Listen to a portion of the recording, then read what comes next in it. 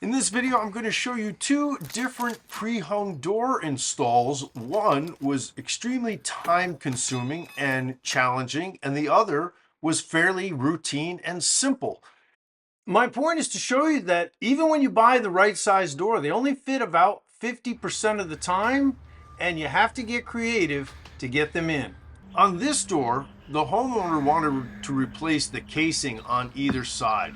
They wanted the brick molding on the outside, but they wanted to get rid of this fluted thing and just put in some flat stock, and he wanted to save that top piece.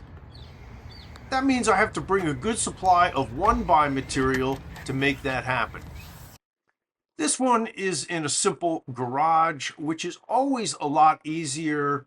The exterior casing is just brick molding, and I'll replace the interior casing. It's going on concrete. There aren't a lot of considerations, and generally these fit fairly easy. Always start by removing the interior casing and the exterior casing so I can remove the jamb.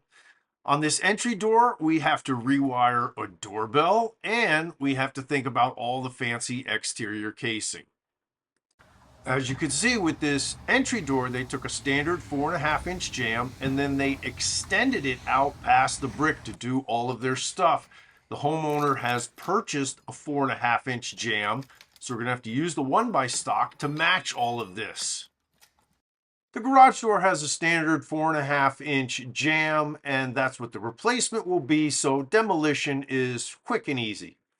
Once I have the entry door demoed, I pop the door out of the frame, and then I try to test fit the frame to see if it fits or not. It does not.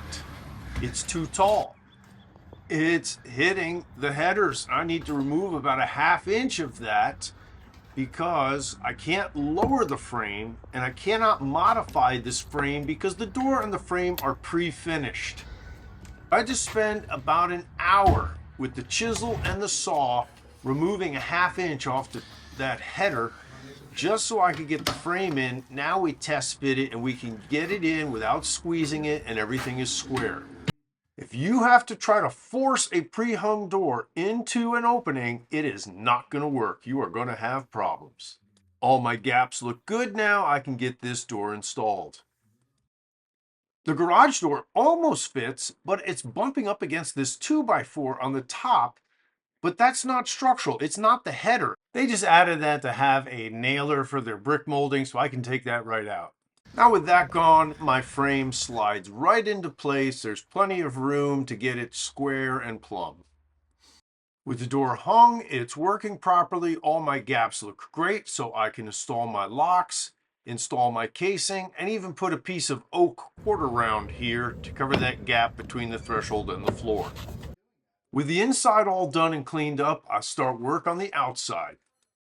With the garage door pre-hung frame, you see I've got that piece of 1x up there where I took out the 2x4. The brick molding is attached to the frame. These come like this very often, and sometimes you can get lucky and just pop the whole thing in the opening. This one, the brick molding is just a little too wide, so in that case, I just pull the brick molding off of the frame and then install the frame first. With the frame installed, I checked the operation of the door. Everything's working perfectly. There's no binding. My gaps are excellent. So now I'll proceed with the interior casing. In order to get that brick molding on, I just had to cut the top piece a little bit shorter. And then I could reposition the side pieces, get those attached, and get them caulked. Lastly, I install the locks. Double check everything, works great, looks beautiful. Now with this entry door, the real work has just begun because we've got to put all this back together the way he wants it, and it's got to look good. Start by putting this nailer up here so I can cover this top space. Now I can get this piece of 1x4 up in there and get it secured. No, I ripped these 1x material so that they're flush with the brick and up against the jamb, just like the old one was. And since there's no wood in there, I have to drill these and go with Tapcons into the brick, which I hate doing, but no other choice. With those on, I can wrap this front piece around and attach it to the other piece with trim screws and also put in a couple of Tapcons on the face. I used brown caulk where my new casing meets the brown frame. And I use white caulk on all of the seams of the casing and where the casing meets the brick. So what you've seen are two very different pre-hung door jobs with their own challenges, both with excellent results.